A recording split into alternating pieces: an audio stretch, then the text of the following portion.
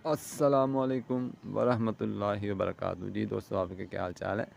आज की वीडियो हम बात करेंगे, अगर आपके पास लहसुन लगाने के लिए जगह नहीं है तो फिर आप लहसुन का शौक़ कैसे पूरे कर सकते हैं, लहसुन कैसे लगा सकते हैं।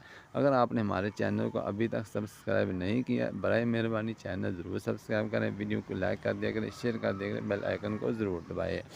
जैसा कि दोस्तों आपको पता है कि हमने एक सिलसिला शुरू किया था, 2 वीडियोज़ मैं इसके मतलब बना चुका हूँ, जिसके अंदर मैंने आपको बुनियादी चीज़ें बताई थी कि मिट्टी कैसी तैयार करनी है आपने लहसुन के लिए, और इसका जो कौन सी नस्ल है, कौन सा बीज ज़्यादा पैदावार देता है, और इसके अंदर लगाने के अंदर बल्ब का फ़ासला कितना होना चाहिए, गहराई कितनी होनी चाहिए, और कतार से कतार का फ़ासला कितना होना चाहिए। तो ये आप मेरी पिछली वीडियोज़ के अंदर देख सकते हैं।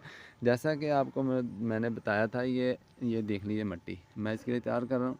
ये पुराना गोबर इसके अंदर डाला हुआ है, और इसके अंदर रेतली मिट्टी, भल वाली मिट्टी भी आप डाल सकते हैं, क्योंकि जितनी ज़्यादा नरम होगी, जितनी ज़्यादा ज़रख़ेज़ मिट्टी होगी, नमदार होगी, और नामियाती अज्ज़ा, नामियाती उसके अंदर मादे ज़्यादा होंगे, उतनी ही आपकी चीज़, आप जो भी चीज़ उसके अंदर लगाते हैं, फलदार फूलदार पौधे लगाते हैं, मिर्चें, टमाटर, अदरक, हल्दी, जो कुछ भी आप लगाते हैं, तो उसकी ग्रोथ अच्छी होती है। तो अभी ये आपको कसी नज़र आ रही है, मैंने अब इसको तैयार करना है। तो अगर आपके पास जगह नहीं है तो फिर आपने क्या करना है, आप ग्रो बैग बाज़ार से लें। ग्रो बैग कितना होना चाहिए, उसकी जो लंबाई है वो आप जितनी मर्ज़ी बढ़ा सकते हैं। कम अज़ कम 18 इंच यानी 1.5 फुट उसकी लंबाई ज़रूर होनी चाहिए, और उसकी जो गहराई है, डीप है, वो 1 फुट यानी 12 इंच हो जाए तो ज़्यादा बेहतर है। क्योंकि जितने से नरम उसको जगह मिलेगी, जितनी गहराई उसको मिलेगी, जितनी उसको नीचे से नमी मिलेगी, उतनी उसकी ग्रोथ अच्छी होती है।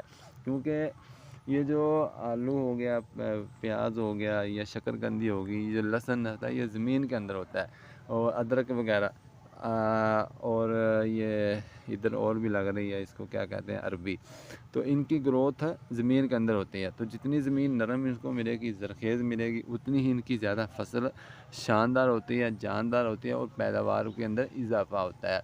तो आप अगर ग्रो बैग नहीं लाना चाहते तो फिर आप किसी भी सब्ज़ी वाले से वो जो उसके पास होती हैं ना टोकरियाँ, टोकरी लगा सकते हैं, या आपके घर के अंदर गैलनें पड़ी हुई हैं, टूटे फूटे कोई भी चीज़ आपका फालतू पड़ी हुई है, दाबड़ा वगैरह है, या कोई गैलन बड़ी पड़ी है, तो उसके अंदर भी आप बड़े गमले के अंदर भी आप इसकी ग्रोथ कर सकते हैं।